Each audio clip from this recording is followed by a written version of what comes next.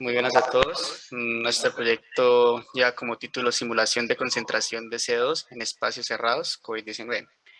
Nuestro grupo está conformado por Fernando Rojas, Ángel Roa y mi persona, Andrés Barajas. Nuestra formulación del problema se lleva debido a que la pandemia COVID-19, el planeta se vio obligado a salvaguardar a los habitantes, haciendo que los gobiernos instauraran ciertas medidas como lo son el resguardo en las casas y cerrar ciertos lugares públicos. Eso con el fin de identificar cuál es el medio de expansión del virus. Una vez identificada que el principal medio de contagio era el aire, se hizo necesario mitigar esto con fórmulas como lo fueron el tapabocas, restricciones en aforo de establecimientos, entre otras. Pero esto nos genera la necesidad de saber cómo se esparce el virus en lugares cerrados, ya que las personas emiten concentraciones de CO2 al hablar, toser o estornudar. Por tanto, se hace necesaria el saber cómo se propaga el virus en ciertos lugares para asegurar que el CO2 del ambiente sea el indicado. Bien, en cuanto a los objetivos, en un marco general, nosotros lo que queremos es lograr una simulación que nos va a dar directamente la concentración de CO2, específicamente en espacios cerrados, que pues vamos para de esta forma determinar el riesgo de contagio que van a tener las personas presentes en dichos espacios de contagiarse de COVID-19.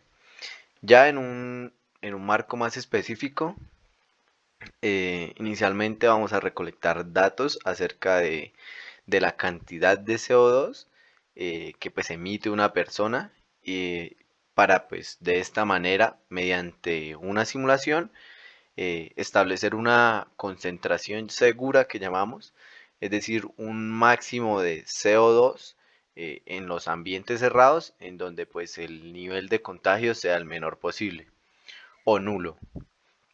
En segunda instancia, planteamos un escenario para la realización de la simulación que pues se va a basar en datos recolectados. Este escenario va a ser la Universidad Industrial de Santander. Por último, eh, planteamos un modelo que pues nos va a servir para cuantificar la probabilidad del contagio de COVID-19 por aerosoles en espacios cerrados. Aquí pues vamos a tener en cuenta variables como lo son el uso del tapabocas, la cantidad de personas en dicho espacio y el tamaño del recinto cerrado en metros cuadrados.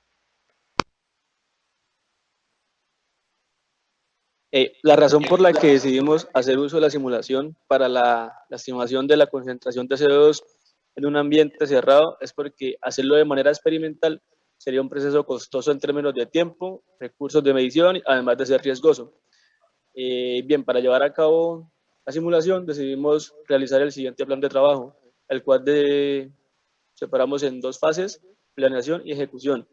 Inicialmente debemos plantear el problema y definir los objetivos, que fue lo que mis compañeros anteriormente expusieron, y posterior a esto debemos hacer una conceptualización del modelo, o sea, definir de qué manera vamos a simularlo y qué vamos a necesitar para realizar aquella simulación.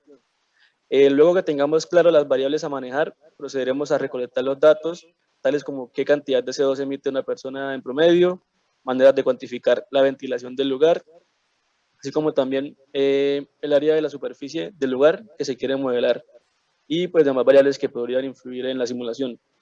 Luego de hacer el proceso luego debemos traducir el modelo, que una vez ya hemos conceptualizado, y posteriormente verificar que así se simulará de manera adecuada. Y la traducción del modelo lo haremos mediante un lenguaje de programación, en este caso será R. Una vez tengamos esto, vamos a validar que el sistema simule de manera adecuada el comportamiento de lo que se quiere simular.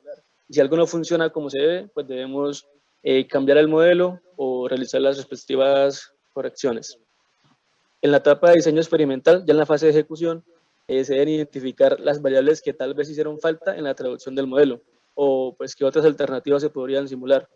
O sea, qué otros escenarios, en qué otras variables podrían simularse este sistema.